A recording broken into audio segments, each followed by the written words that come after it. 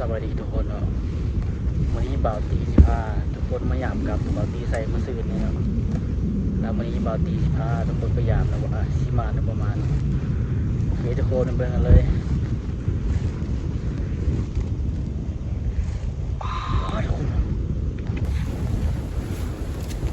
ทุกคนโอ้ยังบ่ตาย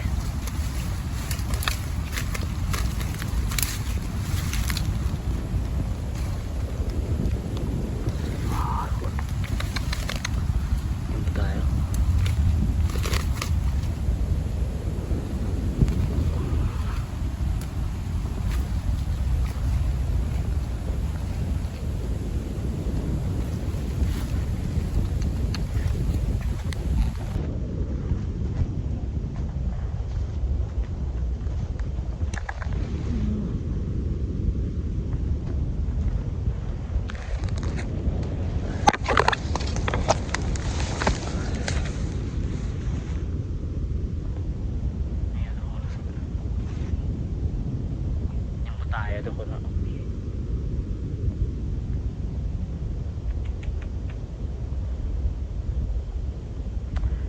ได้ปีแล้วทุกคน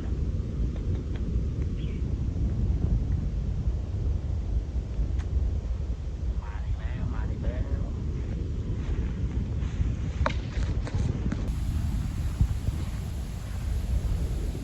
าตีใส่อยู่กอไผ่เนาะแต่ว่าถึงเนาะนี่